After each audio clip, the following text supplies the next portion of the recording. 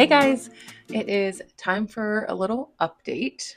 Sorry for the jump scare all the time. Sorry I'm always coming at you guys without any makeup on, but I've got no time to waste. So if I'm going to be putting makeup on, I may as well chit chat with you, even though it definitely takes a little bit longer. It's been quite the semester already.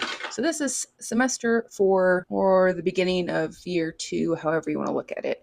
It's supposed to be the first clinical semester. That's what the classes are supposed to reflect too. There was one class that we essentially just had to get done as soon as we could, just go through all the lessons, all the modules, one after another, because we couldn't start clinicals until we had it done. They didn't really explain it great. They said, okay, you've got till the middle of September to get these done.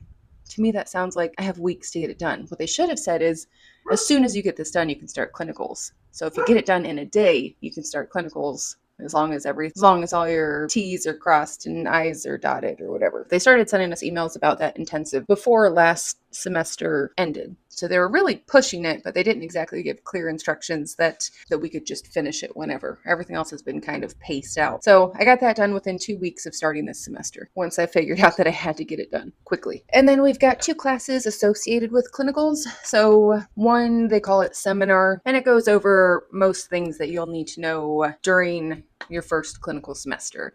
So interviewing techniques, common diagnoses you'll see outpatient, screening tools you'll need to learn, useful information.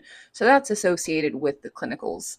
And then we've also got, like, the clinicals themselves have their own little class, and it's essentially where you turn in your hours for the week, turn in patient case studies, interesting things that you've seen.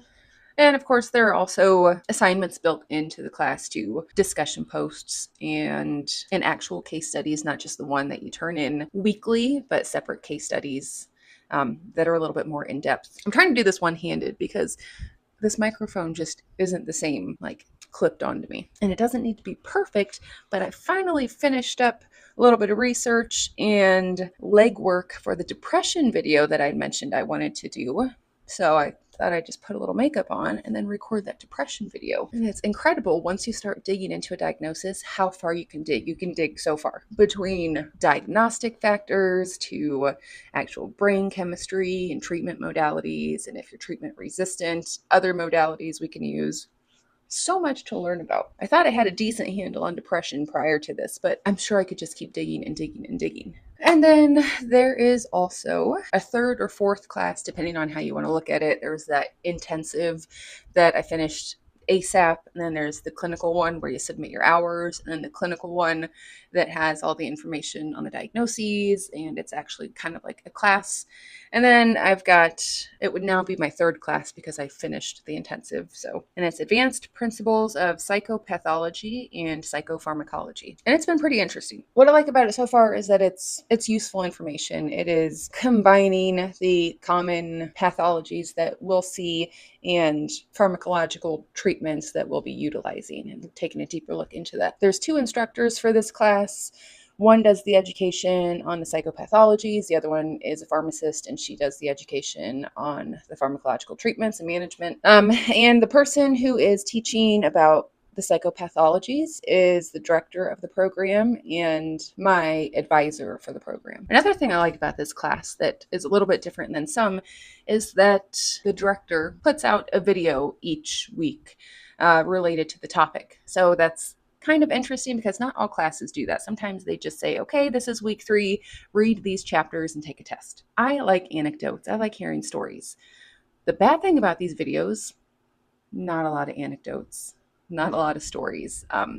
They basically put together a PowerPoint and just kind of read off of it. Like, okay, this week we're looking at depression. Here are some common antidepressants. Here's what you should know about the antidepressants, versus actual stories that will help you remember who these medications are indicated for, who you shouldn't give certain antidepressants to. So there's still a little left to be desired with the treatment, with the videos and education. It's just typically a couple-minute video going over the basics of what we'll be learning that week. So it's a nice thought. It's a nice, put some effort in to at least create that for us so we have an idea of what we're looking at, but still not as fun as I had during my associate degree when I could sit in class and chit chat with the instructors and listen to their stories. But it is what it is. I'll have my own stories eventually. I have had two big problems in this semester so far. I'm not going to lie, I've had a lot of problems in this program. If I had to go back and do it all over again, it's hard to find people who want to talk about their experience in programs. Once you're out of it, you just leave that shit behind you.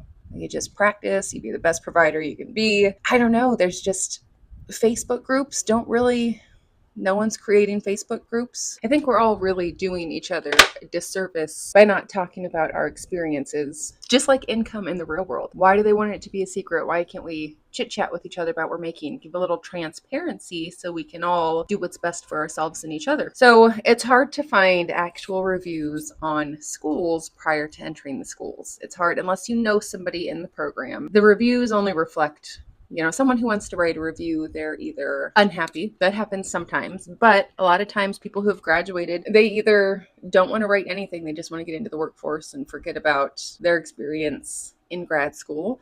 Or, I don't know, there was something specific they liked. I looked up some reviews about my school, and a lot of the good reviews are about like sports programs, how much they enjoyed the campus. And all those things seem legit.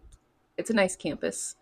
I'm sure people have fun in the sports programs, but the reviews I found about the graduate nursing programs, 1-star reviews. There weren't many, and they were from a couple years ago. So even if I looked at those prior to starting this program, I probably wouldn't have taken them very seriously, because also everyone's a little different and there may be clashing egos or just personalities that don't get along. So you never know what you're getting into. But I think perhaps if I knew then what I know now, I would probably look into a different program. In fact, I've said it among some of my classmates. I would not recommend this program to anyone, and I won't mention it at this point because I am in it and it is what it is. Graduate programs, it's hard to transfer credits, and I'm already into year 2, so I'm just going to chug ahead. But I have had so many bad experiences, and it's not like I'm not a hard person to get along with, but between like false information, like actual false information being taught to teachers or instructors or professors, whatever you want to call them, just kind of handling things however they feel fit.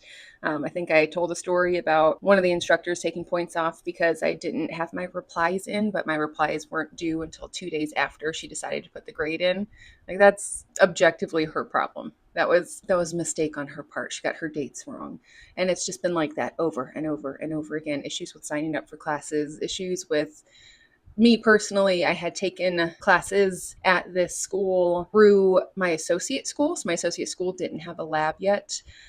So they sent us to this other school to utilize their lab, but we had to create an account with them in order to be on their campus.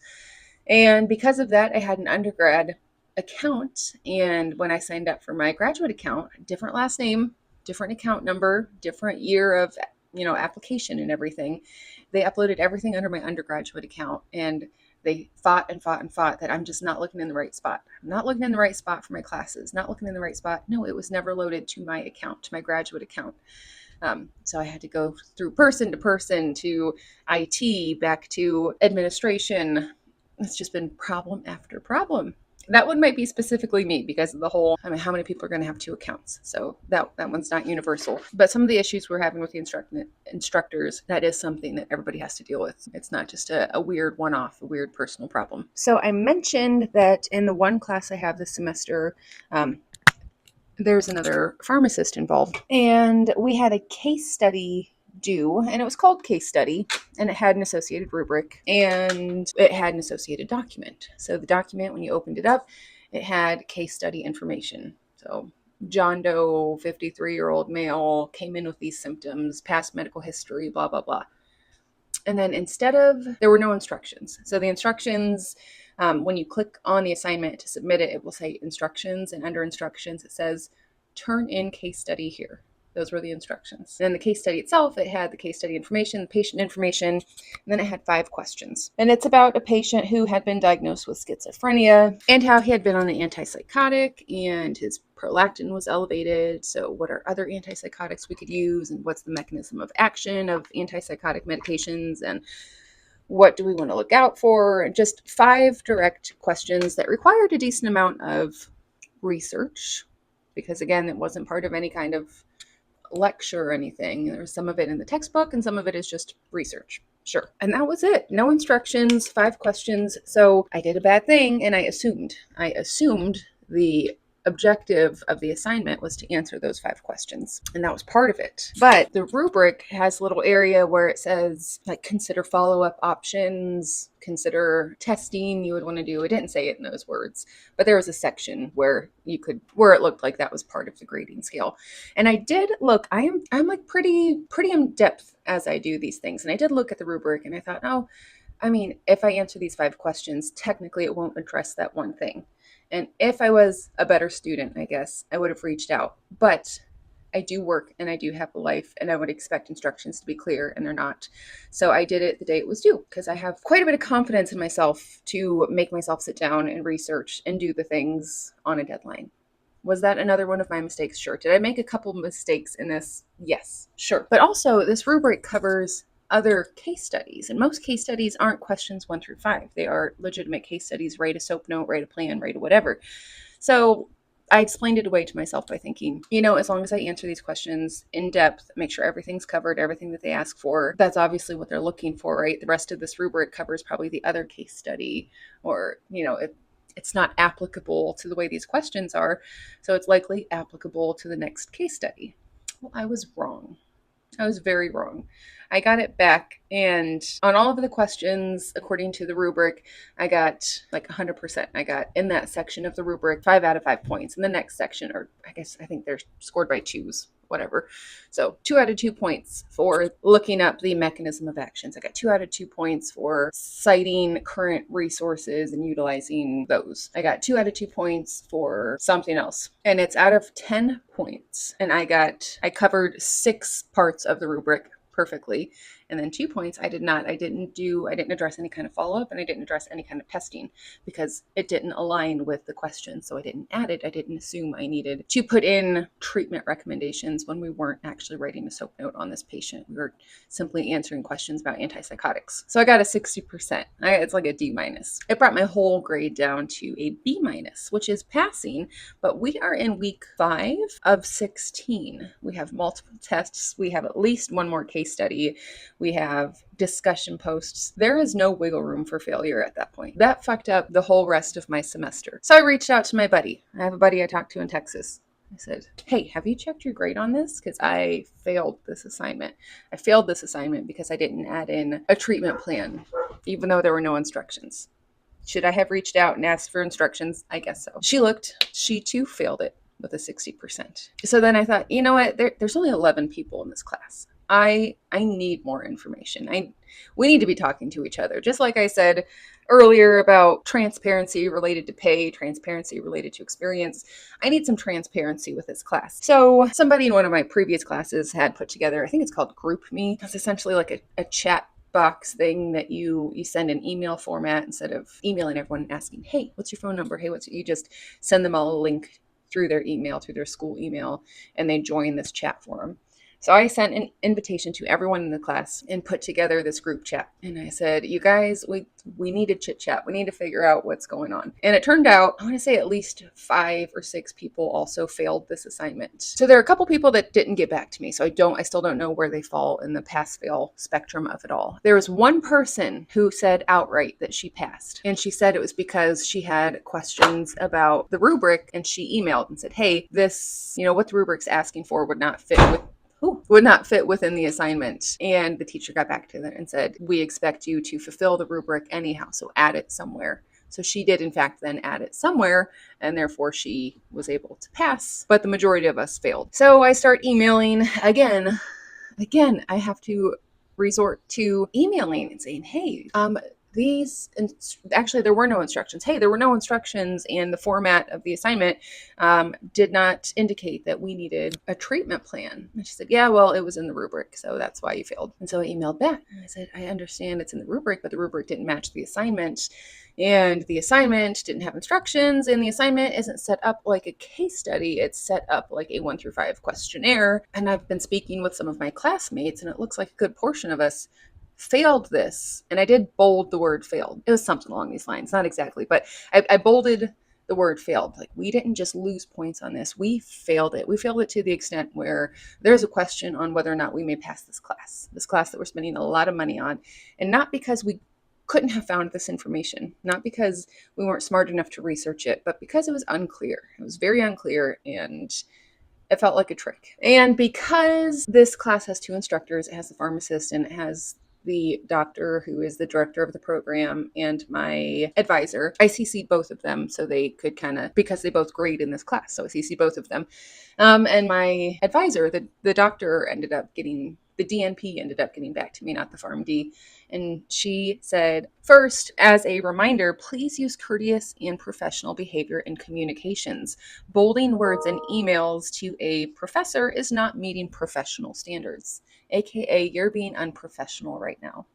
I bolded one word. I bolded failing because it needed emphasized, not because I was mad, not because it wasn't caps locked, it wasn't a bunch of exclamation points. I wanted to emphasize the fact that we failed. We are failing. We are losing our money, our time. It's a big problem. It's not a small problem. It's a bold problem. And I stand behind that. But anyhow, I'm unprofessional because I bolded a single word. And then she went on to back up the pharmacist, saying that the rubric was attached to the assignment and that would have been part of the rubric. Okay, so she was not much help. And then I went ahead and emailed again because I don't want to get called unprofessional and then just not address it. And so I said that I want to reiterate that my use of bolding was not meant to be discourteous, rather to emphasize that specific fact, and that I still have concerns about the way this was graded, and my classmates also share these concerns. And like I mentioned, future assignments could put us at risk of failing the course. Could you put out an announcement or a brief video clarifying what you think a case study should look like and what you saw as problematic in our case studies, so we know moving forward what your expectations are? And then I got an email back from my advisor.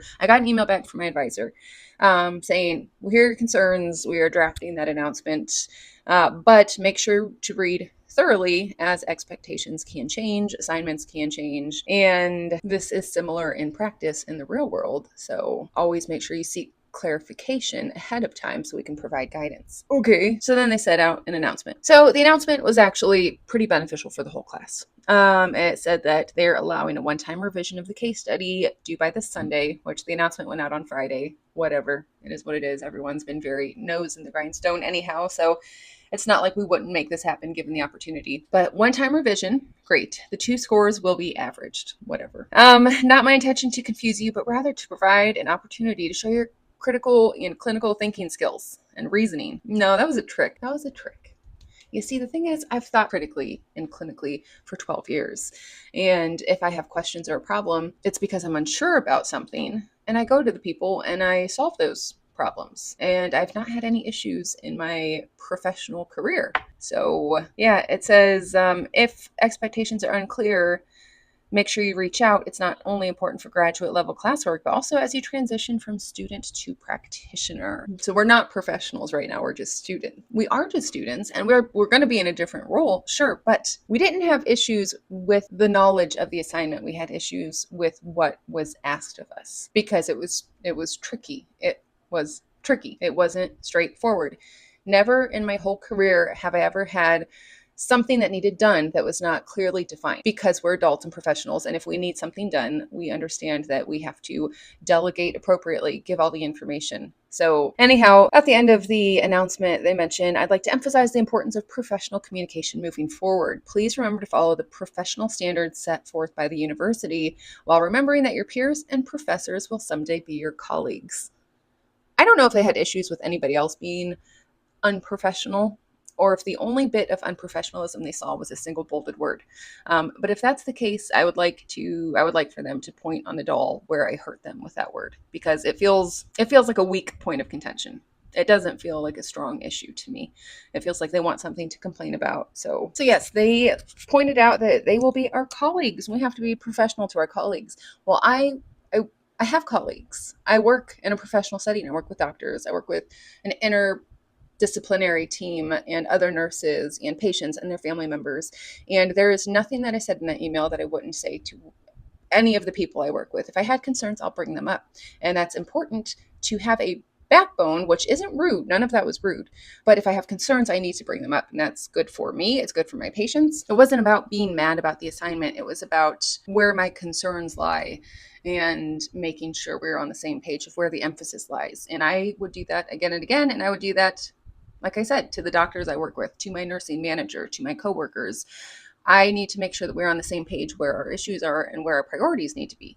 That's professionalism. I'm not yelling at anybody. I don't have a problem. I don't think they're bad people. I just want them to know that this is where my concerns are. My concerns are in the failing aspect of it. Take points off if you don't think I met the requirements. Sure. But failing me, even though everything else was correct. But I didn't read your mind that you wanted a treatment plan in there. And I guess I didn't reach out. I could have done more in that sense, I suppose. But I answered everything you asked of me. And I would do that in practice. And I would do that as a student. And I completely fulfilled what was addressed or what was asked of me in that paper. But when they asked, or when they told us that we could do a revision, I went ahead and just completely added a new section. So questions 1 through 5, answer them, did great, whatever. I put a new heading saying treatment plan.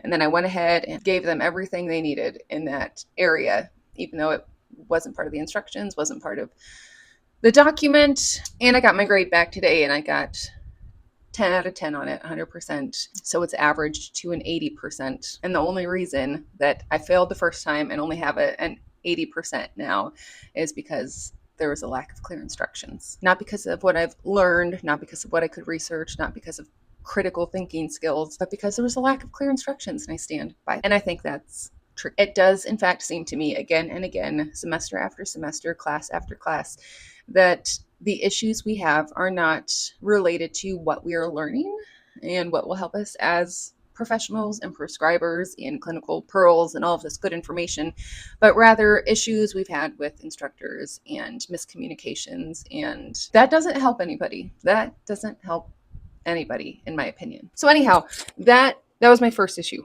There's 2 issues that took forever. I'm sorry. That was my first issue. My second issue, I have not started clinicals yet. I'm trying to think. Time keeps flying by. We're going into week 6. This is Monday. We're going into week 6 of a 16-week semester, and I need 200 clinical hours. And I got all of my intensive work done within the first 2 weeks.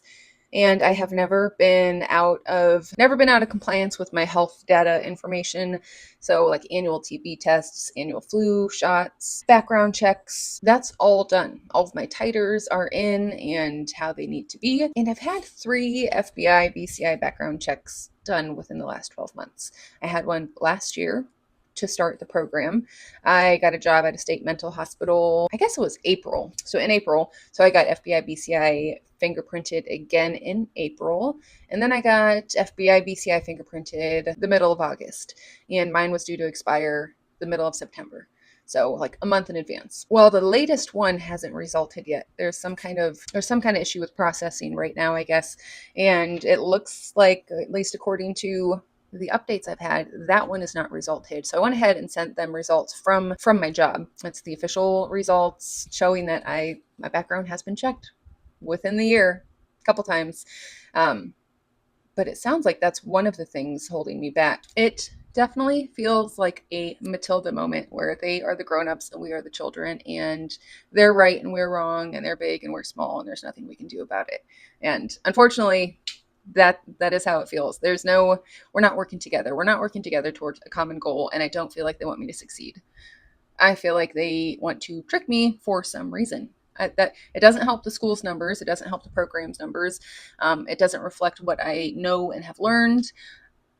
It just feels like ego. It all feels like ego. But we're going to keep pushing forward because at the end of this, I'll be a provider. I'll do what's best for my patient. And it really won't matter. It will be small issues by then. But I still won't recommend the program to anyone moving forward. If anyone asks about a good PMHNP program, I will point them in a different direction because of my experience and opinions. That's all it is. There's no slander against the teachers, no whatever. I've had a bad experience and my opinions reflect those experiences. So if they want my opinion on a good program, I'll point them in a different direction. So if I ever start clinicals, the most recent place they told me I'll be going to sounds very interesting. It sounds like they do some ketamine clinic stuff and treatment-resistant depression treatments. So ketamine and all kinds of unique things that I have not dealt with before. So it sounds like it could be very interesting. And if I ever get a chance to start, I'll let you know how it goes. In the meantime, I'll do my best to research that so I'll be prepared going into it. So that was kind of a downer. I'm sorry that my PMHNP journey, it hasn't been great. It hasn't been very exciting. It's been just one struggle after another. I feel like I am climbing to the top of a mountain, and each step, I feel it. I feel each step. And I feel like I will feel each step until I finally get there. It'll be a struggle till we get to the top, and then I'll just be happy I made it. So if you are in PMHNP school or graduate school or nursing school, let me know how your semester is going. Are you having any issues? Are schools just like this, or is it the program? Let me know what your experience has been like, and have a great week. Bye.